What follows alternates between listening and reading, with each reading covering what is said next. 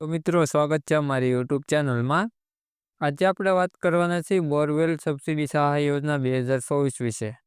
Borewell કરવા માટે 50,000ની subsidy મળવાપાત્ર ખેડૂતોને. હાલ ફોર્મ ભરવાનું ચાલુ. બોરવેલ સબસિડી યોજનામાં બાગાયતી વિભાગ તરફથી ખેડૂતોને બોરવેલ બનાવવા માટે 50,000 સુધીની સબસિડી લાભ મળવાપાત્ર છે. ગુજરાત સરકાર દ્વારા નવી યોજનાઓ જાહેર કરવામાં આવે છે. બોરવેલ સબસિડી યોજનાનો લાભ લેવા માટે ફોર્મ ભરવાનું ચાલુ થઈ ગયું છે. જો તમે બોરવેલ સબસિડી સહાય યોજનાનો લાભ લેવા માંગો છો તો તમે ફોર્મ ભરીને આ યોજનાનો લાભ લઈ શકો છો. ઉમેદવાર બોરવેલ અથવા તો ડાર બનાવવા માંગતા હોય પરંતુ આર્થિક સ્થિતિ સારી ન હોય તો આ યોજનાનો લાભ દ્વારા તમને ફાયદો મેળવી શકશે. તમારા ખેતરમાં પાણીની સુવિધા પણ કરી શકો છો. ગુજરાત સરકાર દ્વારા જાહેરાત કરવામાં આવી બોરવેલ સબસિડી યોજના વિશે વિગતવાર સંપૂર્ણ જાણકારી નીચે આપેલી છે.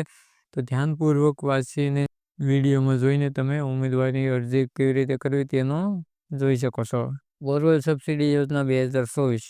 સરકાર દ્વારા સબસિડી યોજનાનો હેતુ બાગાયતી ખેતી કરતા ખેડૂતોને પાણીની સુવિધા કરી આપવાનો છે. તેના કારણેથી સરકાર બોરવેલ સબસિડી યોજના મારફતે ખેડૂતોને 50,000ની રકમ સુધી મદદ આર્થિક રીતે કરવામાં આવશે. આ યોજનાનો ફાયદો ઓફિશિયલ ખેડૂત પોર્ટલ પરથી ઓનલાઈન અરજી કરી લઈ શકે છે. આ યોજનાનો લાભ લેવા માટે તમારે કેટલા નિયમોનું પાલન કરવાનું રહેશે. આજનો લાભ લઈ શકશો તમે આ યોજનાનો.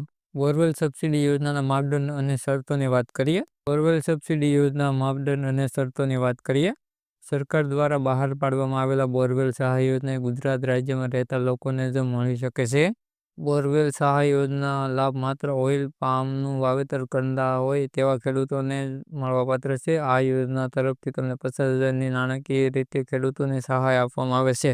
ખેડૂતો આ યોજનાનો ફાયદો માત્ર એક જ વાર લઈ શકે છે. બોરવેલ સહાય યોજનાનો ફાયદો મેળવવા ખેડૂતો પાસે અગત્યના ડોક્યુમેન્ટ હોવા જરૂરી છે. બોરવેલ સહાય યોજના તરફથી ઓઇલ પામની ખેતી કરતા ખેડૂતોને જે બોરવેલ કરવા માટે જે ખર્ચ થતો હોય તેના 50% અથવા તો 50,000ની રકમ સબસિડી બેમાંથી એક જે કોઈ ઓછું હોય છે તે મળવાપાત્ર રહેશે. ખેડૂતોને બોરવેલ કરતા 90,000ની રકમ થાય છે. સરકાર તરફથી ખર્ચ 50% એટલે કે 45,000 રૂપિયાની સબસિડી મારફતે ખેડૂતોને મળવા આવશે.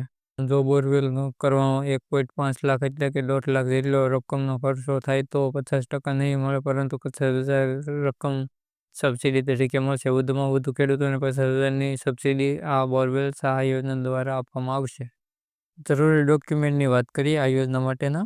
જાતિનો દાખલો, આધાર કાર્ડની નકલ, બેંક પાસબુક, 7/12 અને 8 આની નકલ, જમીન ભાગ હોય તો બંનેનું સંમતિપત્ર, દિવ્યાંગ હોય તો તેનું સંમતિપત્ર.